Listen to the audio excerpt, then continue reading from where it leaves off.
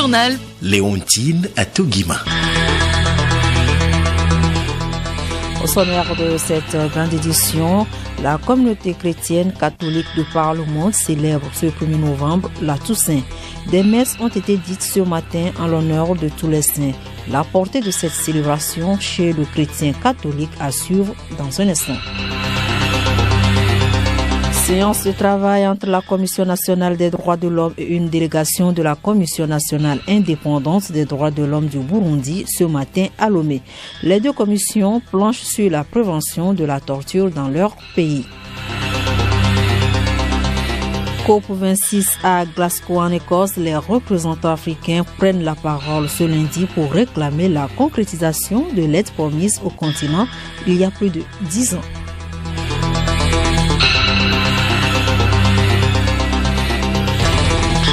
Radiolomé.tg.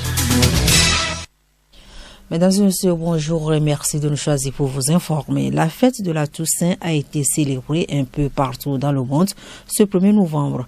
À Lomé, l'événement a été marqué par des messes catholiques en l'honneur des saints. Je le disais, la fête de la Toussaint a été célébrée un peu partout dans le monde ce 1er novembre.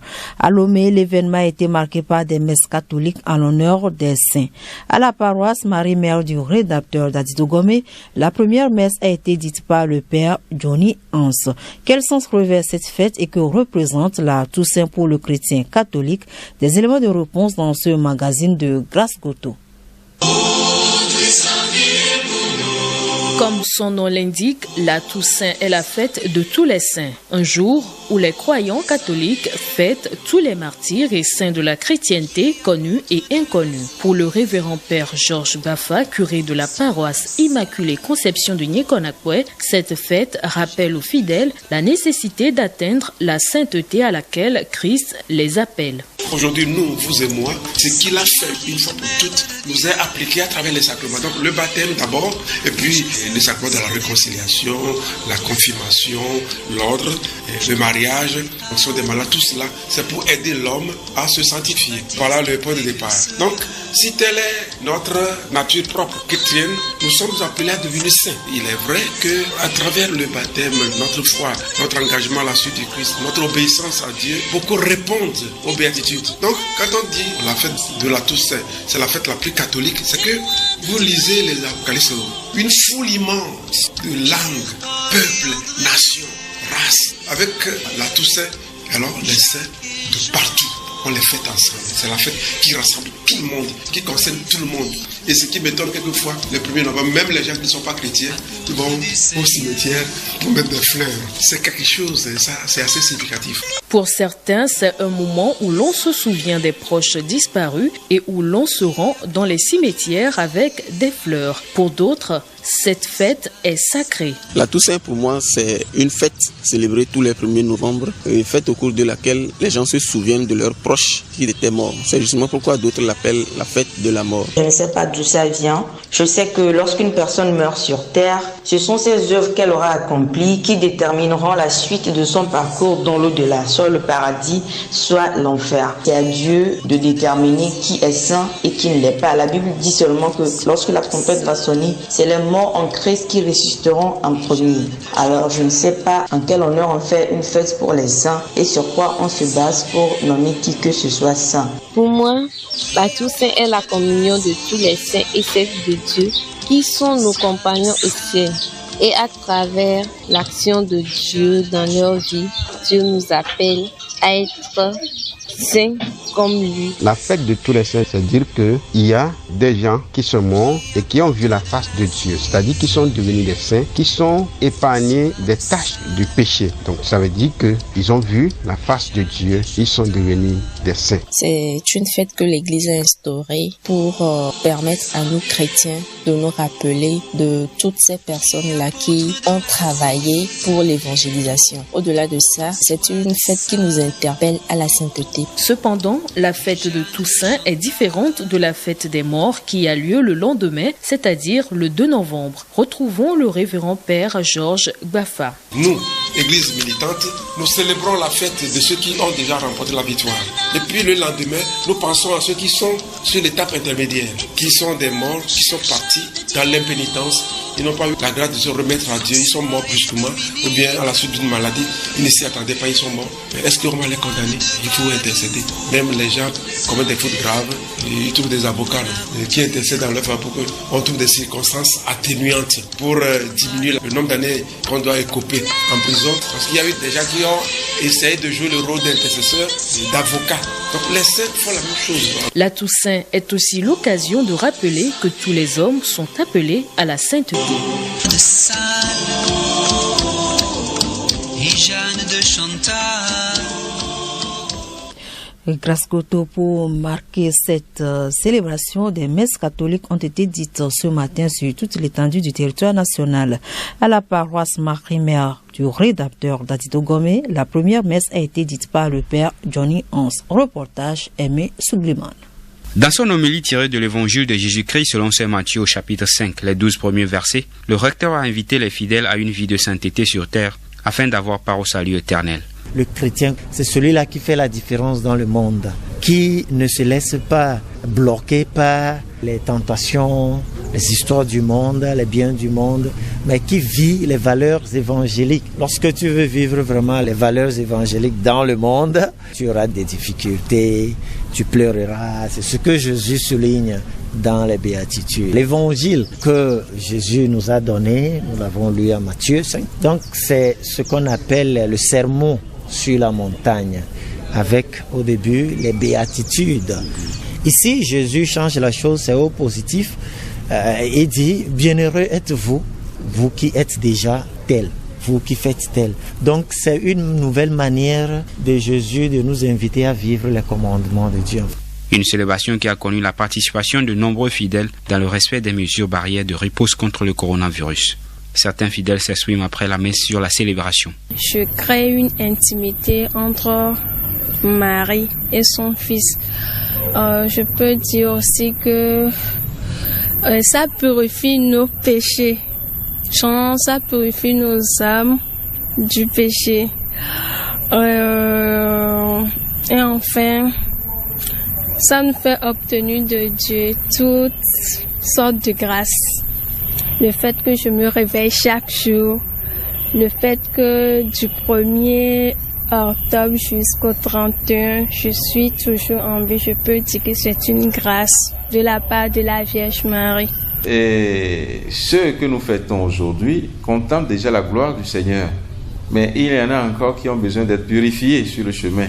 Ceux-là ont besoin de nos prières. Et c'est nos parents défunts pour lesquels nous prions. Nous sommes appelés à offrir des sacrifices pour la mort, pour leur mort, afin que le Seigneur, qui est miséricordieux, puisse leur pardonner leurs péchés et leur ouvrir la porte de son royaume. Donc c'est des gens qui sont encore, l'Église combattante, c'est nous, mais ils sont encore en train de se purifier.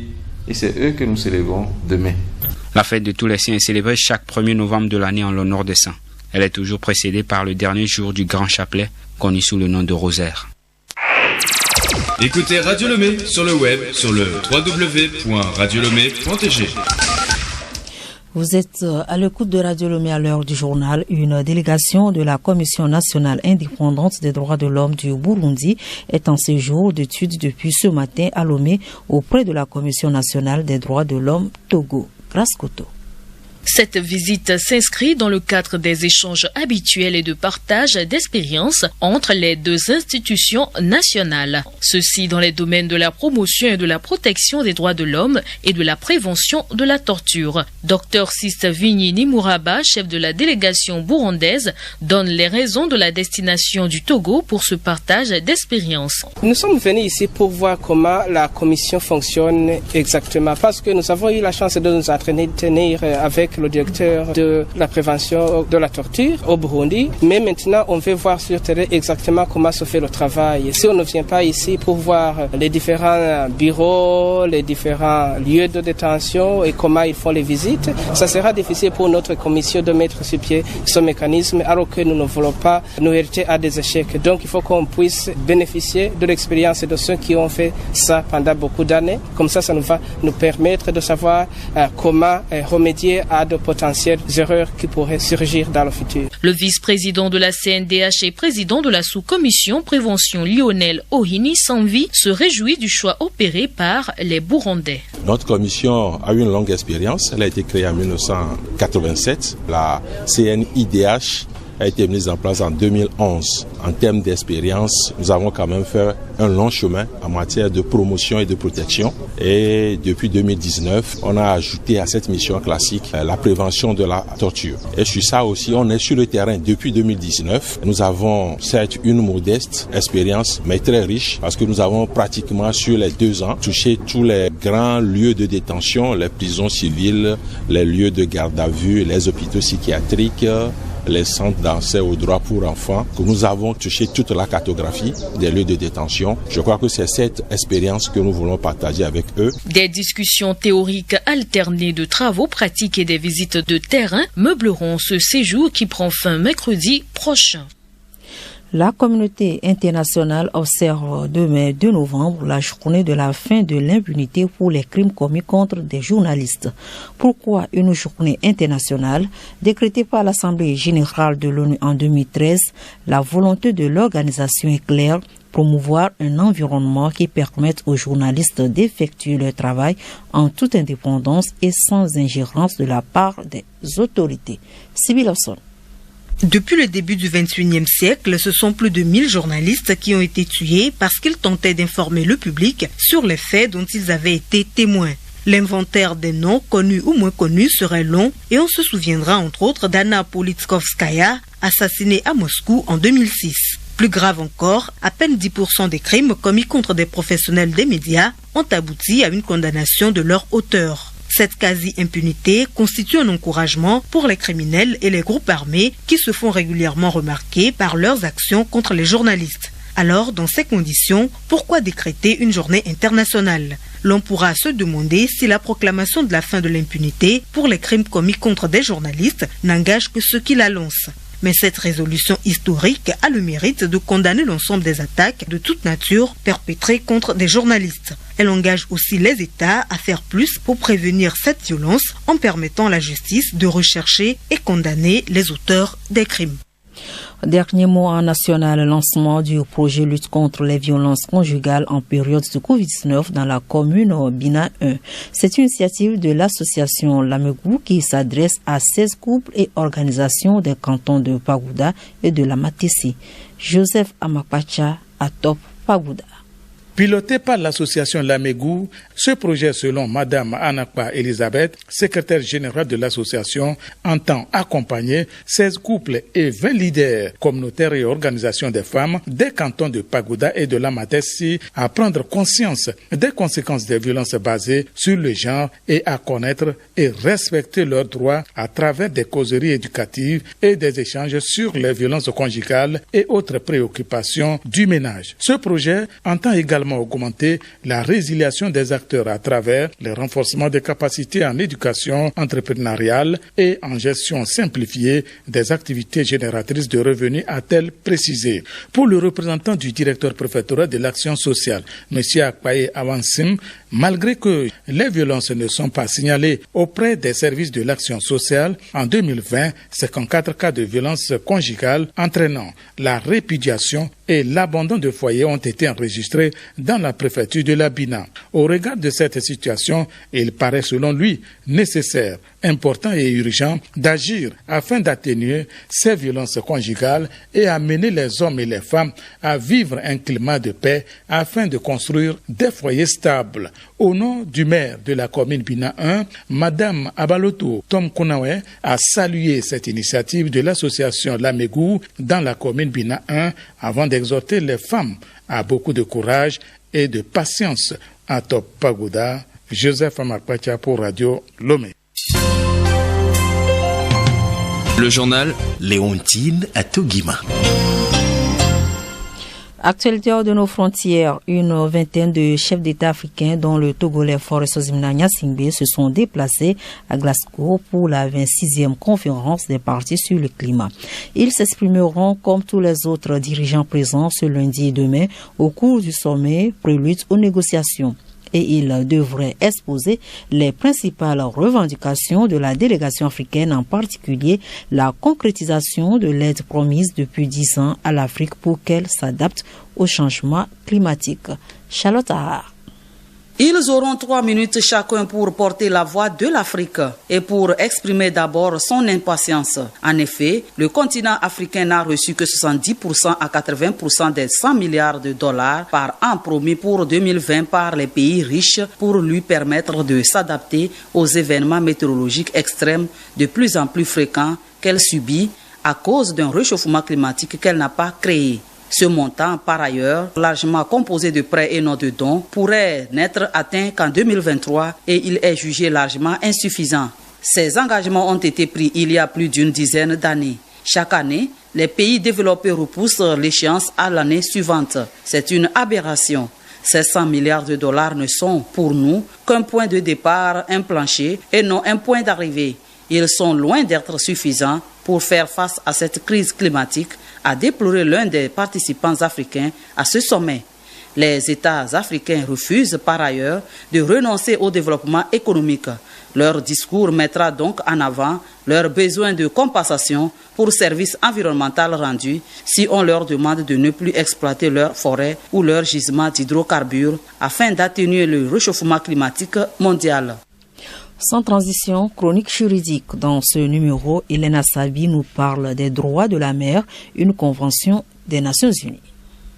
La Convention des Nations Unies sur les droits de la mer est entrée en vigueur en 1994 avec les enjeux maritimes, notamment les réserves du sous-sol ou halieutiques ou les éventuelles catastrophes maritimes.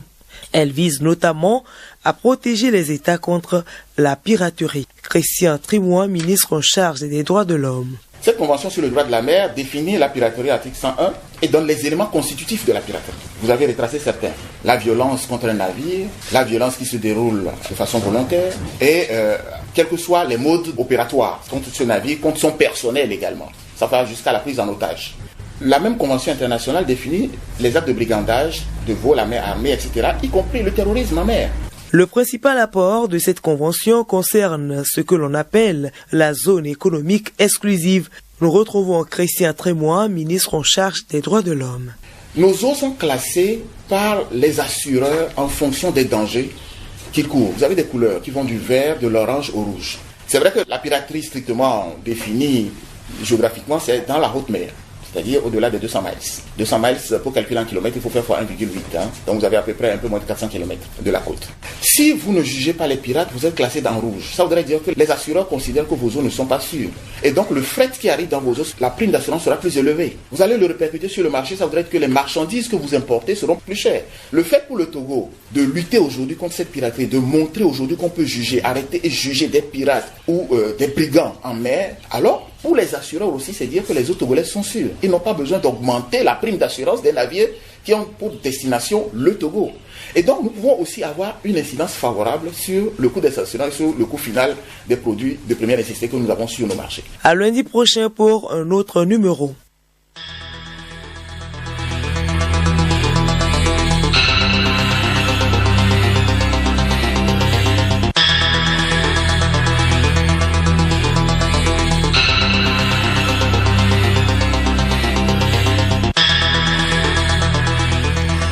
Ce journal se referme. Merci de nous avoir suivis. Retenez pour l'essentiel que la communauté chrétienne catholique de Parlement observe ce 1er novembre la fête de la Toussaint. Des messes ont été dites ce matin en l'honneur de tous les saints. Et puis en Écosse, COP26 à Glasgow, les représentants africains dont le chef de l'État fort Sozimna Gnassingbé prennent la parole ce lundi pour réclamer la concrétisation de l'aide promise au continent il y a plus de 10 ans.